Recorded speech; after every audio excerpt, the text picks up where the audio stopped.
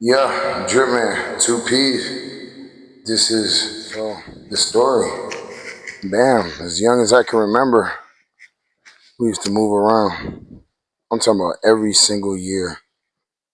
New house, new school, and make new friends. Every year.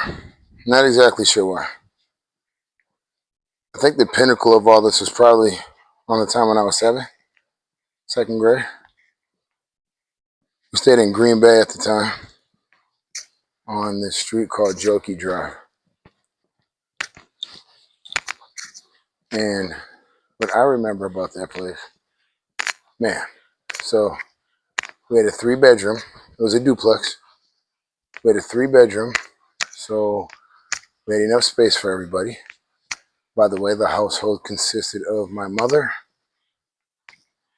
my stepfather, who was my little brother's dad, and then my mother happened to be married,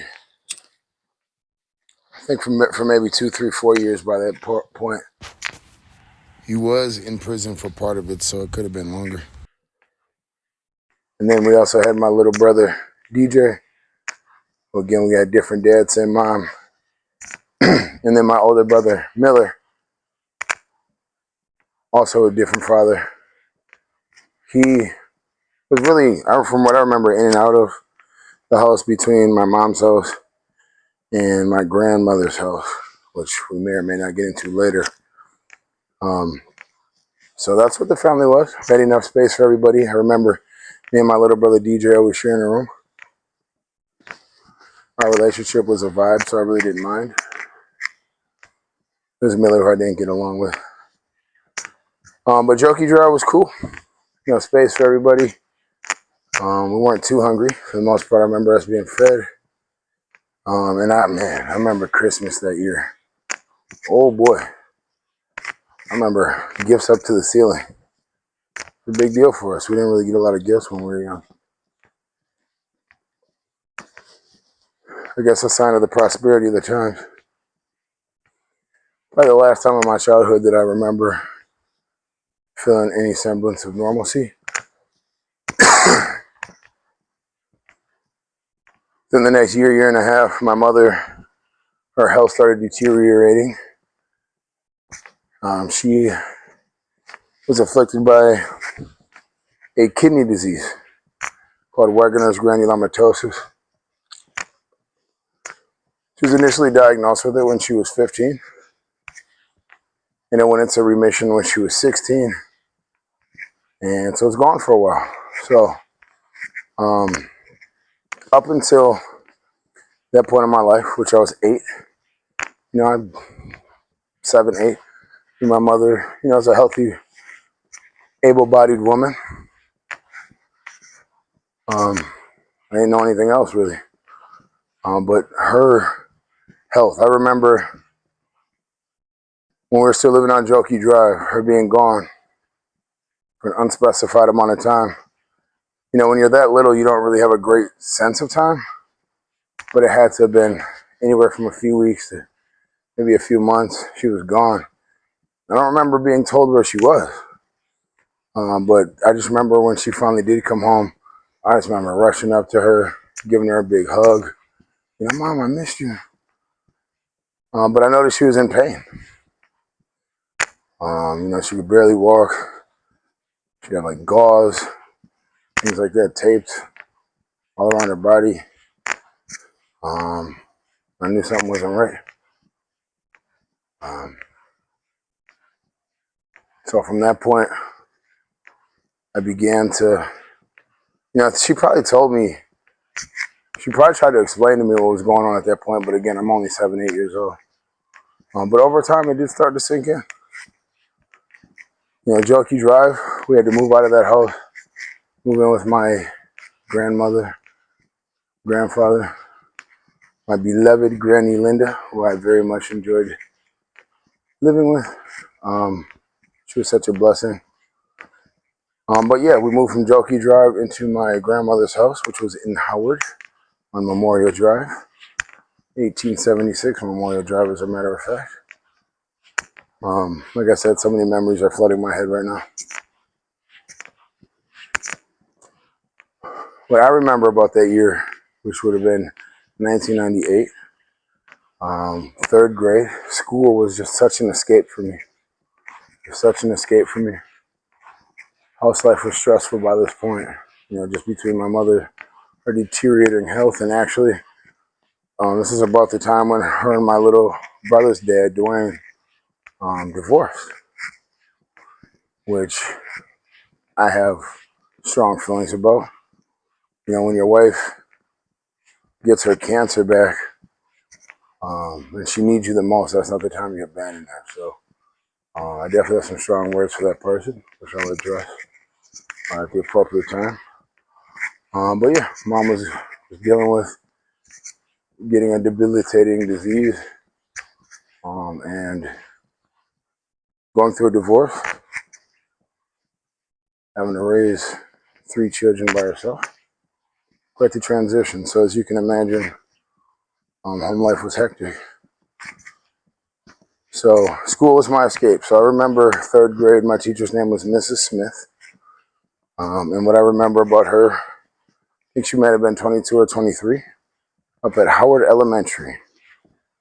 It was her first year teaching, so she was all excited and enthusiastic, and she loved to remind us that it was her first year. I absolutely adored her. Probably my favorite teacher ever. An interesting fact about her that I remember is she said that the man that she was marrying, his last name was also Smith, so she didn't have to change her name, and that was so unique that clearly I remember it to this day. Used to love to go to school. I was an exceptional child academically, so I certainly enjoyed the praise, certainly enjoyed feeling special and like I was elite, and I definitely enjoyed the attention being on me. You know, at home, just didn't feel like I got enough attention. Definitely had to compete with my 2 other brothers for attention, which I was failing miserably at as a youngster. My older brother, Miller, I always remember girls used to always be like, hey, you know, your older brother, he's cute, he's hot, whatever. He's about 2 years older than me, 2.5 years older than me. So, he's already hitting his growth spurt, whatnot. So, like I said, girls would say, oh, where's your older brother? He looks good. Then my younger brother, DJ, he's a good-looking guy, too. But he has, like, the prettiest eyes in the world, right? So back then it'd be, oh, where's your hot older brother? Or where's your little brother with the pretty eyes? Oh, hey, hi, Damo. You know what I mean? Like, it was just kind of like that because, first off, that was my nickname, Damo. But it was kind of like that because back then, I was a little chunky dude. Probably not that good looking either. I hadn't grown into myself like how I have today, like a lot of us are. And I'm thankful for that time, though, because it helped me develop my personality. I remember back then wanting to be the center of attention so badly. And because I wasn't able to be that, I just remember I was like, man, well, what can I do? So I became the funniest guy, you know what I mean, that I could be, smoothest guy that I could be. I remember, man, having the room just erupting in laughter and being the guy that, people enjoyed being around. It's kind of how it first started. And I noticed that was rare in terms of making people feel good around me. I noticed that there was a lot of people that I'd be with or that I'd witness that either didn't place enough emphasis on making others feel good or would just completely destroy the room, and that's how they got their attention. So I not only got my attention from, uplifting people and joking around and being the light, but like I said, that really helped me stand out, really made me unique. So that all developed around then. So I'm actually very thankful for that stage of my life. Like I said, the ugly duck stage, so to speak, because I had to develop my personality. So many memories, goodness. So yeah, 1998, that's what that was. I just remember school, and I tried to blank out a lot of the rest of it. I guess one final memory about that year, I remember my last day of school, I broke down and cried. I'm talking about heartbroken, sobbing, big tears. Because, like I said, school had just meant so much to me. It represented an escape. I absolutely loved my teacher. I felt like I got treated fairly there. And instead of just being looked at as, no offense, but instead of just being looked at as my mom's kid, I was looked at as my own individual. So, yeah, broke down, cried, all that stuff. Shout out to Andrew Lindsay and Elena Jansen. For some reason, I feel like shouting out their names because those are two names I remember from 3rd grade. 1999. My 4th grade year was an interesting year. We started off the school year still living with my grandma. But I'm not sure of the exact circumstances. Again, at this point I'm only 9, but we did wind up moving out on our own, which was awesome. We wound up moving to this house on Elmore Street in Green Bay. Older. I think you would describe it as maybe like a Victorian style house. It's an older type of house. My mom used to love those older houses, so over time I fell in love with them too. But you know the characteristics. I mean, they're bigger. They're usually more like wooden, less carpeting. They're not modern. Usually drafty, a little bit spooky. But they're always so big. You know what I mean? So that's what Elmore Street was. It had the downstairs, which there was a smaller kitchen from what I remember. But it had a dining room, like legit, like its own dining room. And I loved that. As a matter of fact, that dining room, let me just pause from the story. I'm an avid reader, for those who don't know. And so a lot of times when I'm reading books and I'm picturing a setting of a house, that dining room from that house on Elmore Street is the dining room that I picture a lot of times as the setting in a lot of books I read. So it made quite the impression on me.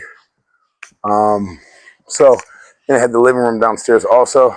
And then it had an upstairs. It had 3 huge bedrooms upstairs along with the bathroom.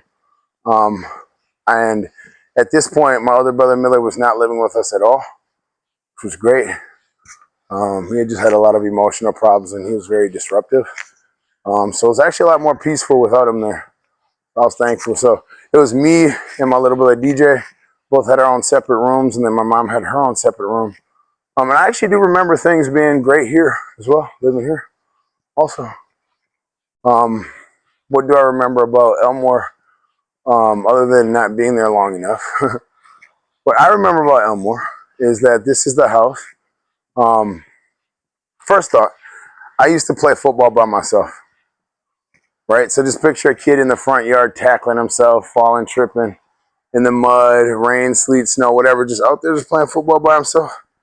I used to do that all the time because one of my passions growing up was football. And I loved the Green Bay Packers. I loved Brett Favre.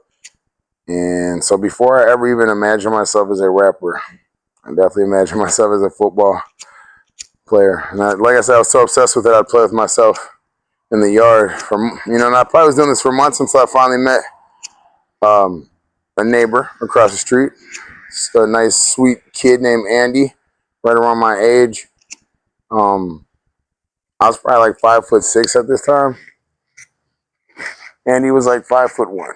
You know what I mean? So, but he was the coolest kid ever. He'd play football with me too, so we actually had some two-man games. So like I said, he was saucy. What else do I remember? I went to Elmore Elementary, and what was interesting about that, if I can jump over to my sperm donor for a second, he had a lot of kids, and they weren't all spaced out. So I have a half-brother, biological brother named Eddie. Nowadays he goes by Eddie Boyce. But I think back then it was Eddie Taylor. Taylor being my sperm donor's last name. Me and him are only about 2 weeks apart from like him being born and me being born. So we're in the same grade. So getting back to the story, Elmore Elementary, when I lived on Elmore Street, I'm in 4th grade. Eddie happened to be in my class with me, Mrs. Wagner's class. And it was so cool.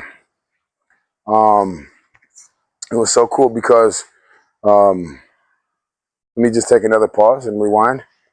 I didn't know who my real biological father was for the first 9 years of my life.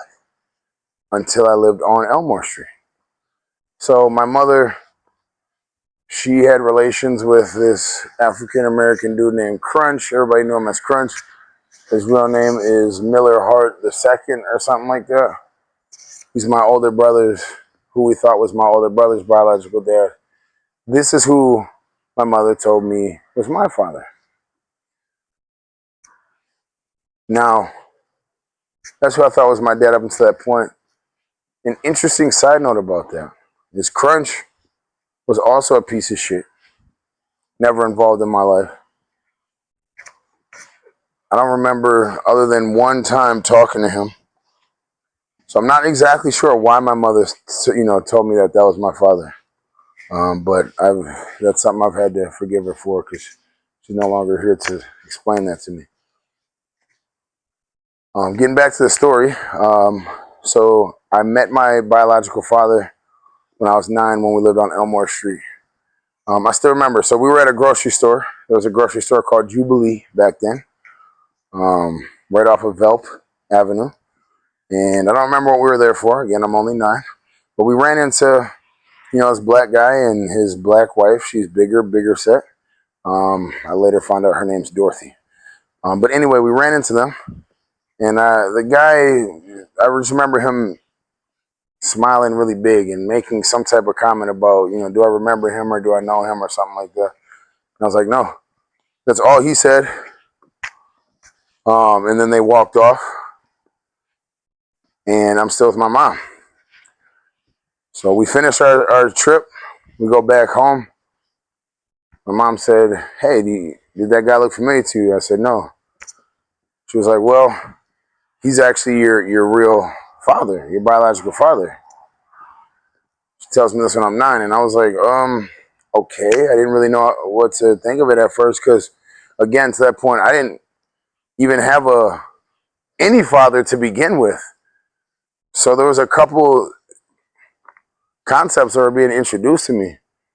Like, A, what do you mean he's my real father?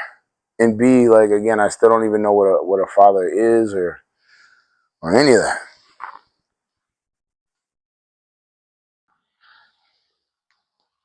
So I don't even have a basic understanding of what a father is at all. So anyway, just a really riveting moment. So she tells me, that's your real father. Do you want to meet him, kind of thing. I remember bawling my eyes out. Again, just from being overwhelmed. I didn't know whether to be scared, hopeful, grateful, horrified. I don't know if I was supposed to feel anything. I just remember busting out and crying. And then to make matters worse, I remember word for word my mother's gave me an explanation of it would have made me look like a hoe to have 3 kids with 3 different guys. I didn't know your father that well, so I decided to tell you that it was that a different guy was your father. Which again, just a pause from the story. One thing that was hard for me to grapple with over time was, that's some goofy shit. Even if that is true, it's like the guy that you lied and told me who was really my father, he was a piece of shit. You know what I mean? So it'd be a little bit more understandable, if you lied about my father being some caring guy who's in my life and in your mind you're thinking, no, I really want this guy to be the father of this kid because, it's just going to be a better situation for this kid. I think that, that'd be possibly a different situation maybe, but this is a situation where, this wasn't that kind of situation. You're basically lying about which bum was my father, and your only defense was how the world was going to look at you. Connecting that to my theme nowadays, that's why I feel like we got to be able to live in a world where we're okay to be ourselves, because it's fucking up more than you think it is. People just being afraid to be themselves. Anyway, so getting back to the story. So she said, this guy's your dad. His name's Craig Taylor. Okay, cool. You want to meet him? Okay, cool. So I remember seeing Craig a few different times. He lived on this street called Oakland Street when I initially met him, west side of Green Bay. And it actually coincidentally wasn't too far away from where I was staying with my mother on Elmore Street. So it was close enough for me to bike over there. So went over there a few times. Everybody seemed to be very welcoming, you know, with open arms. I got to meet Eddie, who I just told you, my half brother, who wound up being in the same class as me, which is amazing. T Money, another one of my brothers. Harry, I think that's who was there at that time. Harry, Eddie, and T Money. I think there was an upper also to that place, either an upper or it was a side-by-side duplex. But anyway, my cousin Tim lived there, my cousin Ebony lived there, and my auntie Kay did. So it was our whole family in the building. And you gotta imagine, for me, this is like awesome. I got reunited with my family. I got to kick it with siblings who I had never met. And the atmosphere was different. Up to that point, I was used to being in a white household. A Caucasian, I would describe it as more of a suburban attitude. I don't know if I can call it more of a suburban attitude because, like I said, we were so broke and poor and stuff, even living in a white household. But anyway, yeah, it was just more of a white house my whole life up to that point. And I ain't gonna lie, you know, my dad's side of the family, they hood is a bitch, you know, so it was kind of like a nosedive into that, you know, into the black side of my family for me. And I was loving it, man. And so this had to have went on for a few months. A story that I wanted to share. I remember my biological father looking at me, and actually, let me rewind. Yeah, it was. We actually got so cool that I was spending the. I remember spending a few nights over there. Yeah, all these memories are flooding back. It's not something I think about too much, but um, yeah, I actually was spent some nights over there and everything, and I remember that was really the first time I started eating ramen noodles. And they had Vienna sausage, which I find Vienna sausage disgusting, but they just had a bunch of, you know, shit that you'd find in a black people's cupboard. I mean, whatever, get over it. Like, that's the truth. So that was new for me. So anyway, all these new experiences, they're getting to know me, I'm getting to know them. Cool. I remember my biological father one time, Craig, telling me, hey, you know, what do you want for Christmas? You know, I'm like, hey, you know, I want a new bike, or something like that. He was like, yeah, I'll get you a brand new bike. You don't have to worry about it. Now, the way that I usually tell the story for some reason was that he never got me that bike. But in this moment, I actually remember he didn't give me a brand new one, but I did get a used bike. You know, I think it was black and green. And I was really thankful for that. But I'm just not sure what conditions I got it under. I think what hurt me is that I didn't get it on Christmas. You know, it's Christmas Day. You know, you're really excited to get the present. And not only did I not get it on Christmas, but, you know, he didn't call, say Merry Christmas, or show up, or anything like that. So, and then I'm pretty sure I wound up getting like a bike, almost kind of like as a consolation prize, you know, like a hand-me-down bike from somebody, just because I felt bad that Craighead did that to me, just because I was so heartbroken. So what started off, you know, as something beautiful, like it literally ended just like that. Like I said, with that Christmas story, and I'm not sure why or what happened exactly. But he was never involved in my life up until that point, so I'm sure he, you know, he just left to go get milk again or whatever. So at this point, it's the year 2000 now. This is significant because we actually wound up moving away from Elmore Street, and we moved to Wooddale. That's what the street was called. Wooddale was in Howard. So I got to go back into the Howard school system. As I was mentioning earlier, we moved every single year, and I never knew why, but anyway, we did. So year 2000, I'm 10 years old. Still with no explanation why my biological father or their side of the family isn't there anymore, but we're in Howard. I'm in 5th grade. I'm going to an intermediate school called Lineville. Intermediate, for those who aren't aware, is basically like it is basically like middle school, but their thought behind it is to get you ready for middle school, I guess. So going there, when I was 9, I started growing out my hair and getting braids. That's really actually, you see the drip now. That's when it started. And when I was 10, one memory that pops up when I lived on Wooddale is I tried to give myself a haircut with the scissors for some reason. And I wound up like making it all uneven. So my mom had to shave my head. I had a girlfriend named Marie, I remember.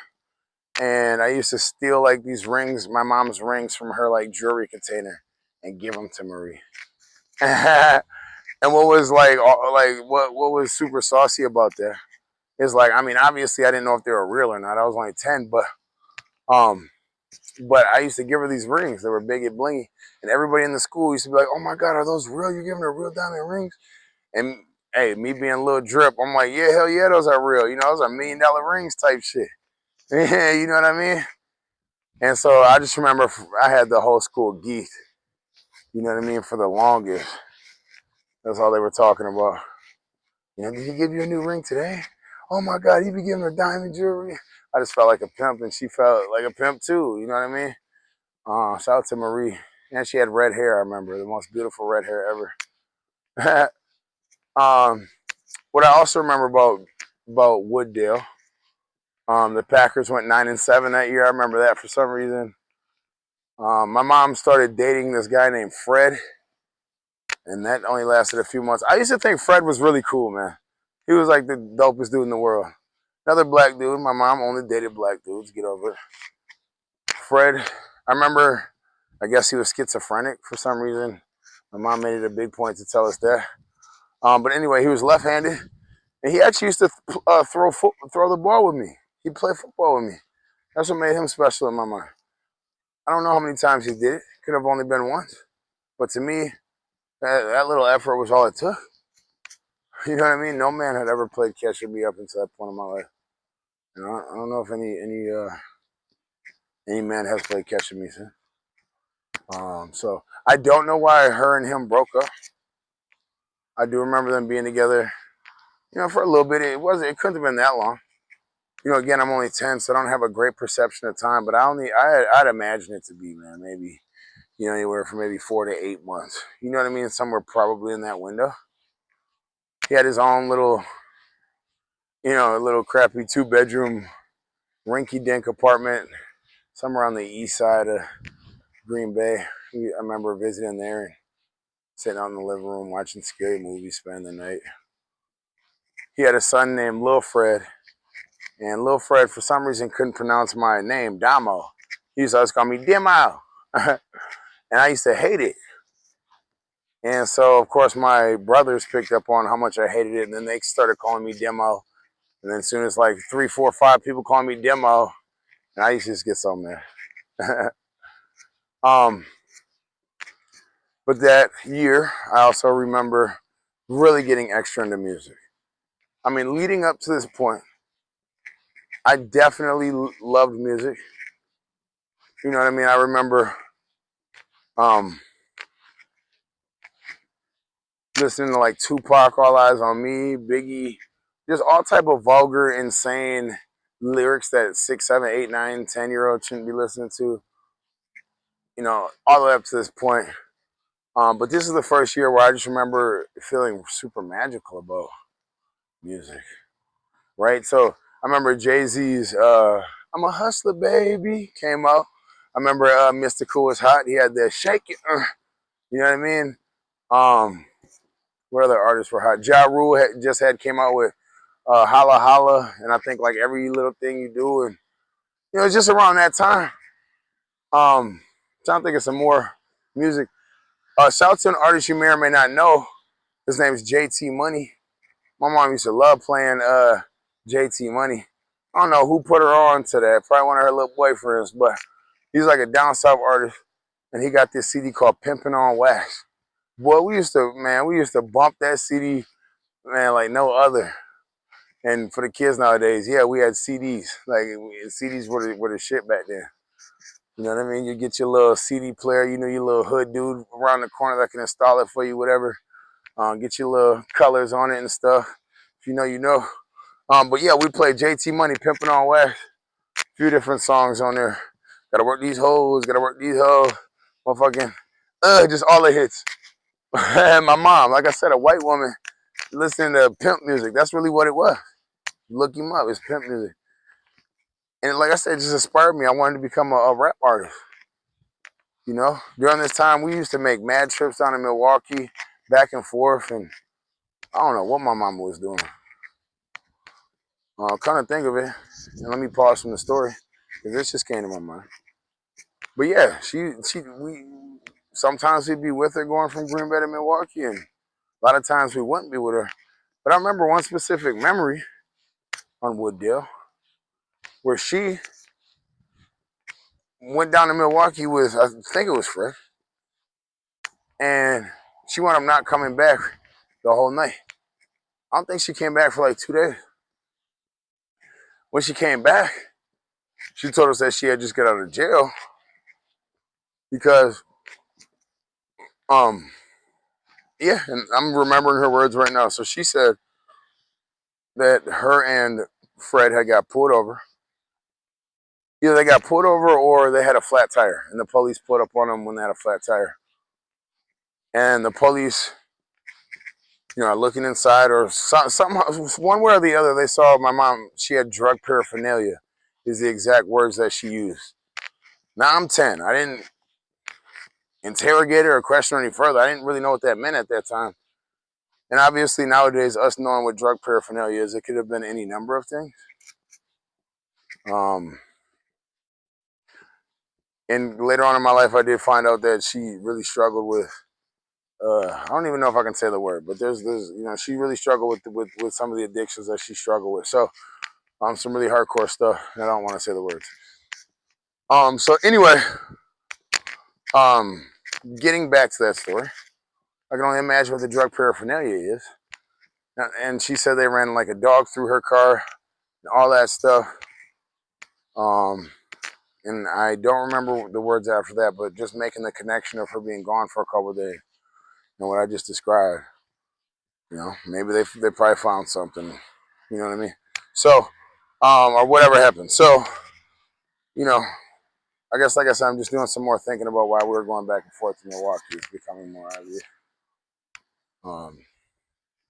Just letting that soak in, I guess, right now. I love you, Mom. No, I don't know what you got going on, but yeah.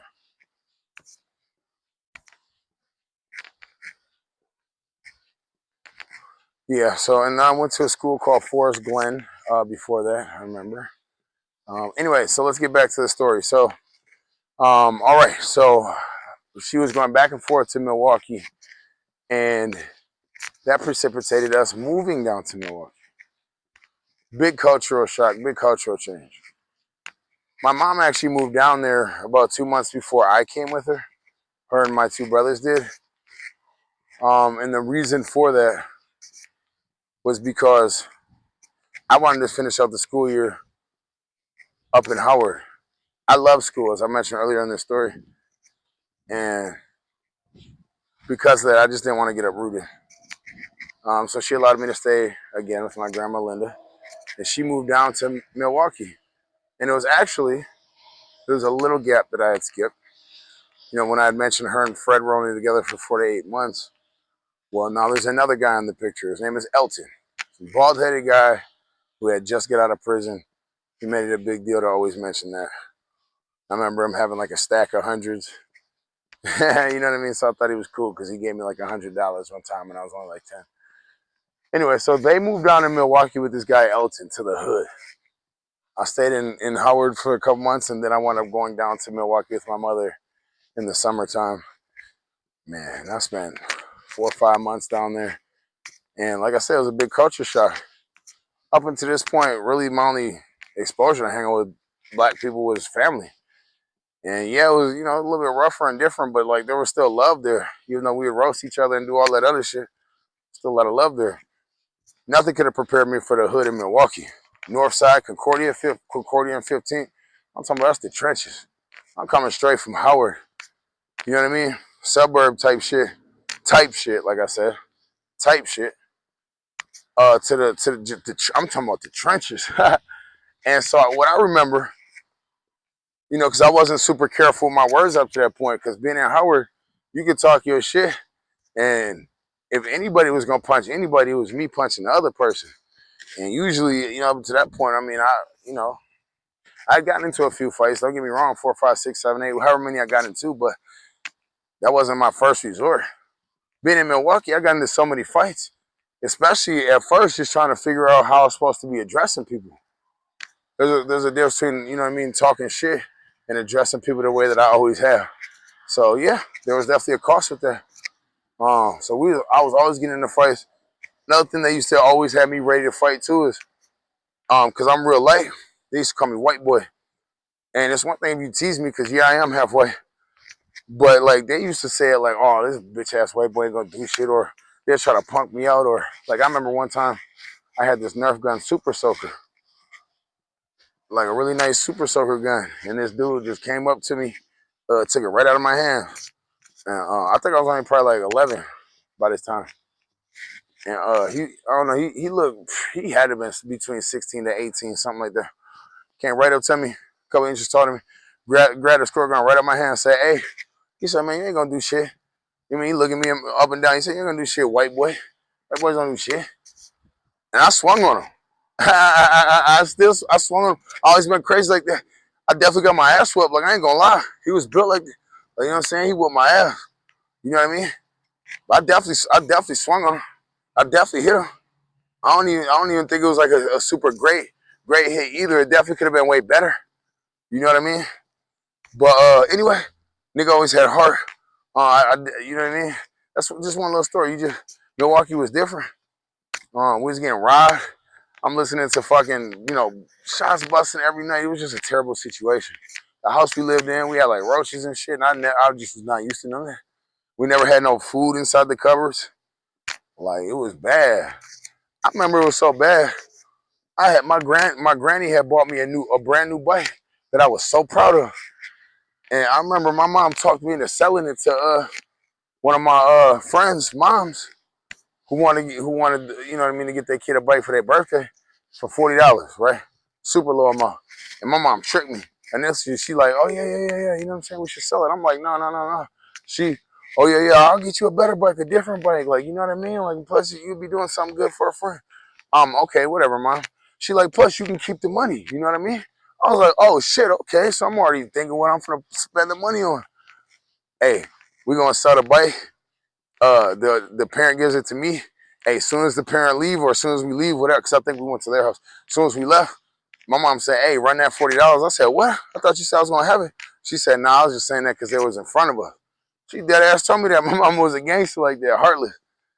At times. Um, but yeah, this is what I remember being in Milwaukee. I think our last straw, we was down there and we had came up to Green Bay for like maybe like 2 days to do whatever we was doing. I think we might have been visiting my granny or something. And when we came back, our house was empty. I'm talking about niggas, like they ransacked everything. Everything was going down to the littlest shit. And it was just so heartbreaking and just so empty and just dirty, and we felt unsafe, and just, you know, we instantly went back up and lived with my grandma.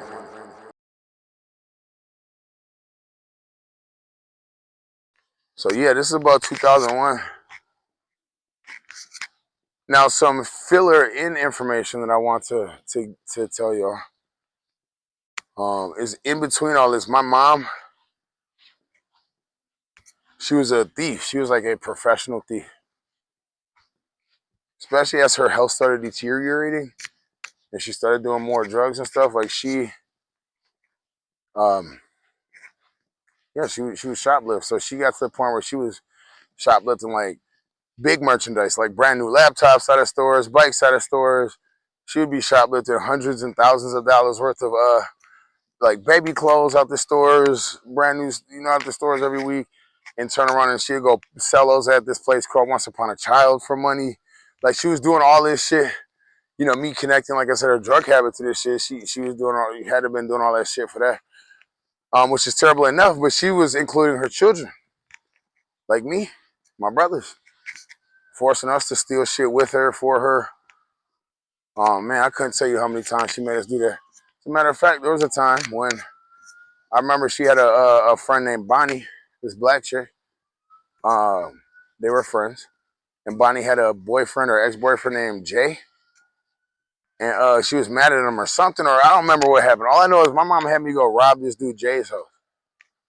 And they telling me, like, yeah, be careful. You know, he's a gangster. He keeps guns on him, but he has a bunch of nice clothes and jewelry. And here's his house key. Bonnie gave me his house key, had me going to his crib. And I'm like, what the fuck? So it was just some really slimy stuff that my mom had me doing, had us doing. Heartless. So getting back to the story, I had to give that background information because 2001, after we came back up to Howard and Green Bay, my mom wound up going to jail for a while. Could have been a year. For some reason, I remember it being about 8 months. I don't know if y'all can hear the sirens in the background. It's very, very on point. You know what I mean? Shout out to the universe for writing the best fucking script. But my mom went to jail. Why did she go to jail? Number one, she had already had, you know, criminal history, as we discussed. But number two, okay, so here's the situation. My mom used to bring us up to this store called Woodman's. And at Woodman's, we would just fill a cart up as high as we could full of food. I'm talking about whatever. I'm talking about cereal, milk, crab legs, steak, whatever. Just no regard for what it was. Just fill up the cart as high as you can. And their store is really big. And they have doors in the front that is by the cash registers that everybody watches. But then they have more of a side door that people walk in. And it has automatic doors. But there's not really usually anybody that watches those doors. So anyway, we used to just walk right out that door with all the food in the cart overflowing. None of the food is in bags. Like, you could clearly tell we were stealing. My mom didn't give a fuck. She had us pushing these carts out full of food all the time. We'd just throw that shit right in the back of the truck, no bags, nothing. Go home and eat. You know what I mean? Like, it was nothing. And so one specific time we tried doing that and we got caught. And then the police showed up. And one thing that I don't respect my mom for in that moment, even though I have forgiven her, was that saying that is kind of absurd. There's a lot of things clearly that she shouldn't be respected for. But anyway, for this particular situation, when the police showed up, instead of her just owning up to it and saying, yeah, you know what I mean, I want, you know, I forced my kid to steal some shit, she told me to tell the cops that she gave me the money to pay for the groceries, but I dropped it into the toilet water. So instead of telling my mom that I dropped it in the toilet, I just pushed out a cart full of groceries. Obviously the most ludicrous shit ever. But the fact that she wanted me to say it was my idea too was just super crazy. Rock my world, shatter my world. I ain't get it. You know what I mean? So anyway, so yeah, that situation happened and she, rightfully so, you know, went to jail.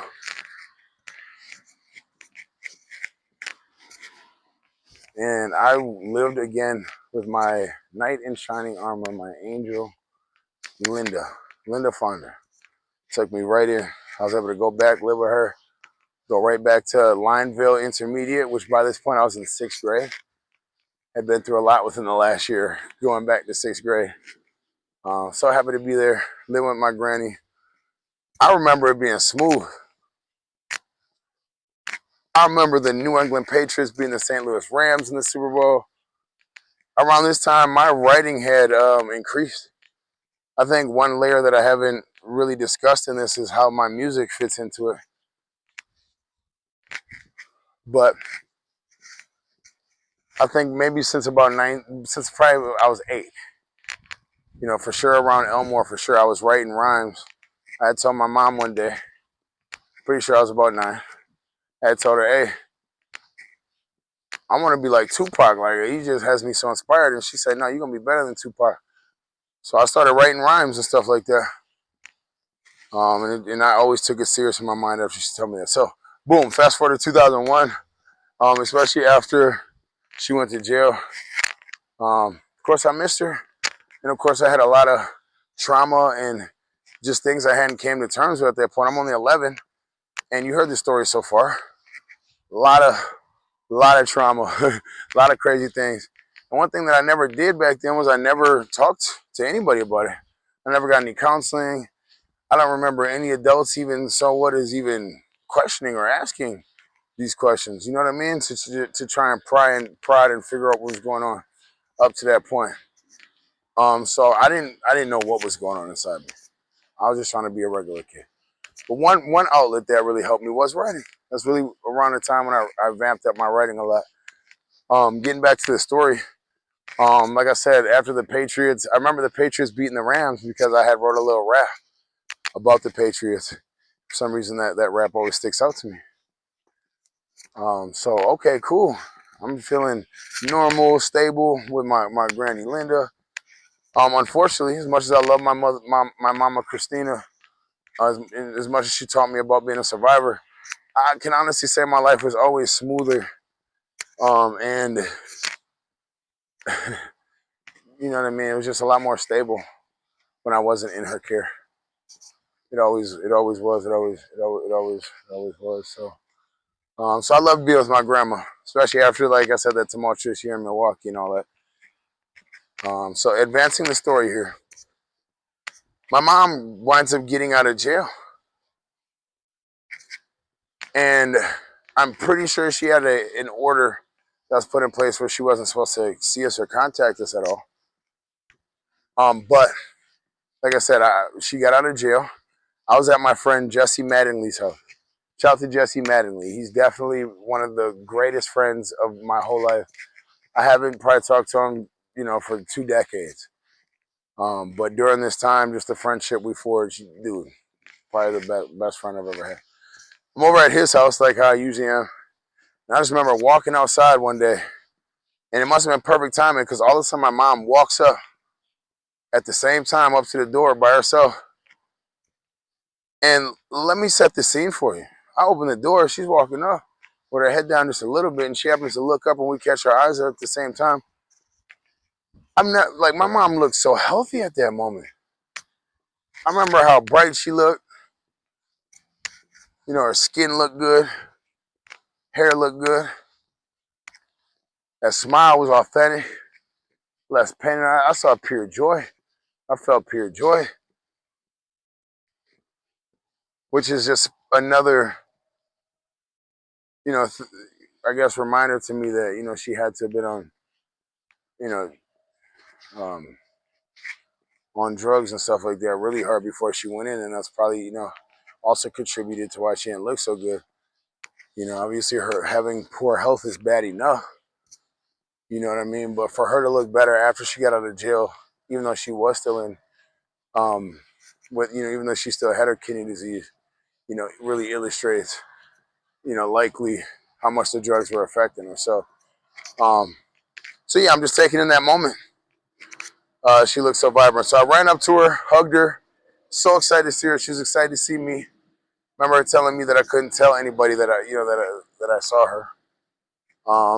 But that started, I think either from a couple weeks to a couple months of like I would describe as a secret relationship with my mom, because I was living with my grandma and grandpa still, my granny Linda, and we had social workers now that were in the picture. This dude named Scott Shackelford, who I didn't like too much, because he never got the chance to know me, even though he was making decisions with my life. So Scott Shackelford, we had all these social workers that were involved in the situation at this point. And so my grandma, she used to always ask me, hey, has your mom been seeing you? And I used to always say no. And she used to always be like, man, I think you're lying type shit. Of course. But within a few weeks or months of my mom being out, we got to be able to see her with one approved visit. I think it was like a month or every other week. Could have been more than 2 approved visits a month. So in between these approved visits, like I said, we were still seeing her every day anyway. You know what I mean? She wound up getting a house, an apartment that was only about 3-4 blocks away from my grandparents' house, who still at that time lived on Memorial Drive. My mom got a house on Rolling Lane, got an apartment on Rolling Lane. Let me see, was it a 2-bedroom? Pretty sure, yeah, it was a 2-bedroom, little rinky-dink apartment. Really clean. I remember it being really clean, but just really small. And so yeah, we got to see her probably twice a month, let's just say. And that got to the point where all of a sudden we were able to be back in her care. Yay, mom. You know what I mean? Yay, mom. Did everything she needed to. So this is around now, let's fast forward going into 2002. I had hit my growth spurt. I'm a little bit older, further along in my understanding a little bit, or at least I thought of life. Starting to be really cute. So, you know, I'm interested in girls. You know what I mean? I'm starting to figure out how smooth I am with my game and stuff. I'm really, really, really in love with Tupac and really, really, really in love with the idea of being a rapper. That's what I had going on 12, but I didn't have any guidance or anything because let's get back to the story. Now, my mom, you know, did everything she had to do to get us back. This is the part of my mom that was a manipulator con artist. She was the coldest, dopest, manipulating con artist that probably of all time. You know, for her to have had her children in the situations that she did and having to go to jail and all that, and then you finesse the whole situation, you have your kids back that fast. In this moment, I wonder if, you know, because she was able to get us back so fast, you know, if that maybe prevented her from appreciating it as much. Let me get to the next part of the story to help you understand why I say that. So within a few months of us just being back in her care, I mean, shit's back to being fucked up. You know what I mean? Shit's back to being fucked up. So, you know, we're able to run the streets, do whatever we want. My other brother Miller, he wound up going into I think what they call a treatment foster home, and he had to go to like a juvenile prison too. You know, because another part of the story, as I mentioned earlier, he has emotional problems, so he just didn't know how to act, I guess, and he just wanted to get into a lot of trouble with just the way he was, and then the lack of structure and stuff. Maybe I'll do a separate video on him because he definitely had his own hand in my life too. But anyway, so 2002, after she gets us back, I remember specifically her meeting this gentleman named Roger. Remember him being 5'3". He was gay. He was really, you know, cheery, cool. You know what I mean? As far as how I knew him. But him and my mom, something about them getting together, they were just trouble for each other. You know, I don't know if they were doing drugs together too, maybe. But anyway, they wound up having this check scheme. Like Roger, I don't know the full extent of it. I only have bits and details. But he knew how to print checks off of some software or something that he had on his computer, fraudulent checks. And him and my mom would just go and cash these checks at, like, you know, check cashing places. Or there was this one popular place people would cash their checks at, you know, at the Mexican store, is what we called it. I'm sure it had a different name, you know, but it was Mexican owned. And it worked for months and months. I remember around this time, we were, you know, Platinum Fubu was hot at that time. Fubu, Anichi, Tommy Hilfiger, Avrix, a few different high designer brands. And around this time, we're not only stealing, we're so cold at stealing that we're getting all these brand new clothes, just popping the ink tags off them. But like I said, we also got this check cashing scheme. So I'm 12 years old with hundreds and hundreds and hundreds of dollars in my pocket. Because my mom was a really generous person like that. So, hey, if she had money in her pocket, you had it in your pocket. It didn't matter where that money came from. So for a while there, I'm not questioning nothing. I'm feeling like a grown man. I'm 12 years old, brand new clothes every day for the first time in my life. You know what I mean? I just hit my growth spurt. You know what I mean? I'm popping my collar like, and then around this time too, because I always had that gang influence like in the background of what I was doing, like because there's a lot of mostly GD influence in the background that was subconsciously attracting me to it. But now around this time, I feel like I'm the man. My mom's not shy about letting me know about her life of crime. So I'm feeling like this is the thing to do. Tupac's my role model. Like I said, I'm 12, I'm misguided, feeling like I'm a grown man. So this around the time when I really started hanging with, you know, a lot of gangsters, like, and gangsters that I would describe as, yeah, they robbing people, getting into fights. A couple of them went to prison for stabbing people, you know. One of them a couple of them went to prison for shooting people. You know, you up all night, you don't got no goddamn parental supervision. It just, you know what I'm describing. Some hoodlum ass, you know what I'm saying, trench ass shit. These are the people that I'm starting to acquaint myself with. And they're all older than me. I'm 12. I'm hanging out with people that are 18, 19, 20. One thing about me, especially at a young age, I had a great mouthpiece on me. So I was always able to have an older girlfriend. So when I'm 12, 13, I got girlfriends that are 17, 18 anyway, 16, 17. So all the people that they're hanging out with are usually older than them. So yeah, I'm just around all these people, soaking up game, having adult experiences way too early. Just around the time when I started smoking things that I shouldn't, you know what I mean? That you know, smoking weed and stuff like that. Just to be clear. So and you know, that was something I fell in love with at a younger age because it definitely helped me escape from the problem. So bam, that's how I would describe 2002. Bam, late 2002. Yeah, late 2002. I had to think about that for a second. Everything came crashing down. I never really looked into it specifically, but I mean, it had to have been obviously this check cashing shit. You know what I mean? So you got caught up for that. Bam. Now, just another thing to fill in with you before I say this next part, because we did wind up getting taken out of her care, and we want to go to foster care. Before I say that though, I know in this story I told y'all that we moved a lot, like once a year. But in 2002, I remember us moving like 4 times within, yeah, probably 3 times within a year. We moved from Howard, like I said, Roland Lane. Then we had to live with her friend Bonnie uh, for probably a few months. And then we wound up moving to this house on Cherry Street, which is the house she wound up later passing away in. But that's what 2002 was. Everything must have caught up to her because, bam, all of a sudden, yeah, I get taken out of her care.